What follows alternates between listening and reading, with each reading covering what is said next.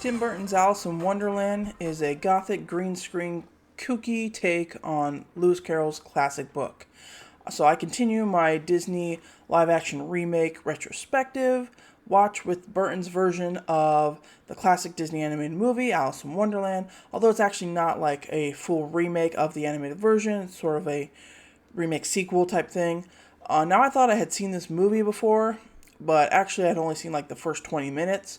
It's not terrible, but it's not great. So before we get into my review, be sure to hit the thumbs up button if you like the video and subscribe to the channel for more content, and check the link in the description below. You can buy me a cup of coffee to help support the channel so I can continue to make awesome videos. So thank you for that. Alright, now let's get into my review of the 2010 version of Alice in Wonderland.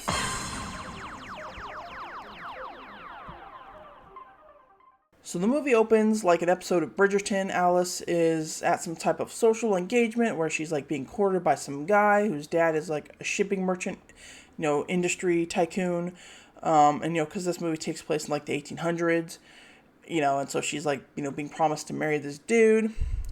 But then Alice, follows the white rabbit, down the hole, and the movie kind of like recreates the, animated movie a little bit, where she's in the room where she's growing and shrinking herself, and she meets Tweedledum, Tweedledee, and the Blue Caterpillar, and the Mad Hatter, all that. So all that's kind of like, the original animated movie a bit, and here Johnny Depp plays the Mad Hatter, and it's a very different version from the animated one, but it's fine. Like everybody else in this movie, his makeup is like way too overdone. But this is where my viewing had like ended. Like I had never seen past her meeting Johnny Depp's Mad Hatter before this watch. So everything was new to me after that.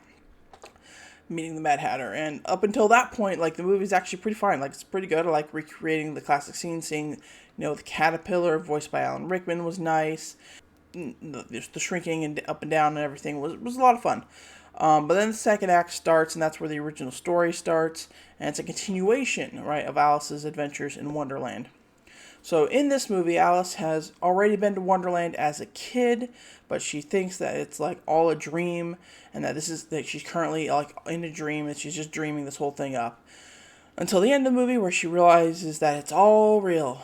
And that's kind of like a fine concept for the sequel, but the movie doesn't really do nothing. It does nothing to address Alice's like mental state and emotions. She's just like, this is a dream. Guess I'll go with it. Oh, it's real? Okay, I guess I can slay the Jabberwocky now. Like, that's basically her vibe, like, throughout this whole movie. So she goes from not believing anything is real to just believing in herself, like, just like that. She does have, like, some sort of mantra about, like, believing in impossible things before breakfast or something. And she says them, like, as she, like, fights the Jabberwocky in the end. But that's really just more of a bookend to the movie. Like, it's not really a proper character arc for her. But I do like the actress that plays Alice, though. I think she does a really good job. She comes off very sweet and innocent and adorable. And so I think she does a good job in the role of Alice. I just feel like Alice is just kind of a bland character in this movie. And I don't like the big head on the Red Queen. That just feels a little too much for me. And Anne Hathaway just feels like she's miscast in this movie. And her makeup also looks very terrible in it. The Knave of Hearts is just too weird. He almost has no purpose in the film. And there's also like a talking dog that's there just to move the plot forward. Literally, he just helps move Alice forward. I do like the Cheshire Cat, though. Like, he's just kind of like this uninvolved, chaotic energy that just like pops up and just watches stuff happen, But then he like gets a nice moment at the end.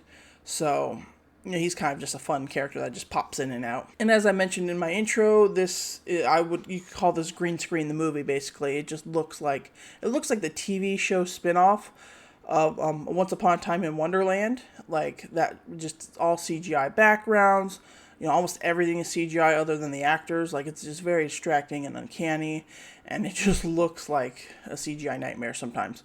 And it also has like this sort of dark like look to it, like overtone to the whole movie. Some scenes are kind of a little bit hard to tell what's going on.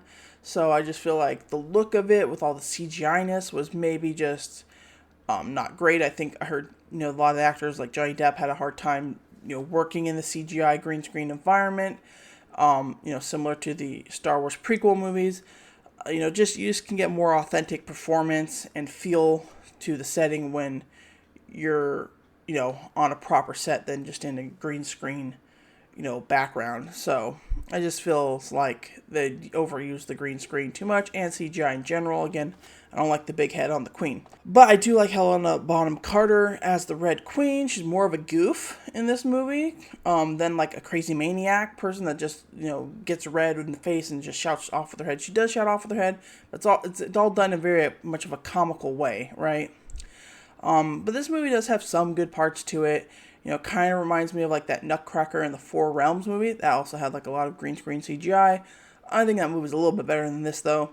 Now I have seen the sequel of this, Alice Through the Looking Glass, and I did like it. But now that I've seen this movie fully, it's going to make more sense when I go to watch it again, and I'll see if I still like it or not on the rewatch. The movie then ends with Alice saving Wonderland by slaying the Jabberwocky, because all of a sudden she can believe in herself. Also, she has to rescue the Mad Hatter.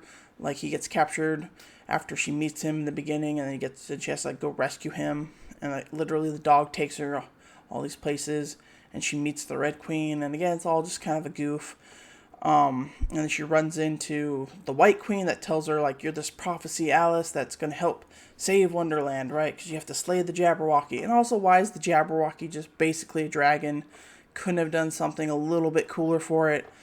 So anyway, Alice slays the Jabberwocky and, saves Wonderland. And then she, returns to Bridgerton, and she turns down her suitor.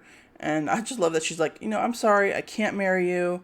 And there's also that trouble with your digestion, And I totally get it. That guy was a dork, so, you're better off without him. And then she approaches his dad, though, the shipping tycoon, about, a business venture, because her dad was, really into travel, and so she gets into it. And since I've seen the second movie, I do know that pays off, so that's kind of cool, neat little tie-in. And just overall, this movie just is, it's okay. It's just okay. It had some good highlights. But it never really gets great, but it never gets super terrible either, right? It's just always kind of in the middle. It's a slow little wave.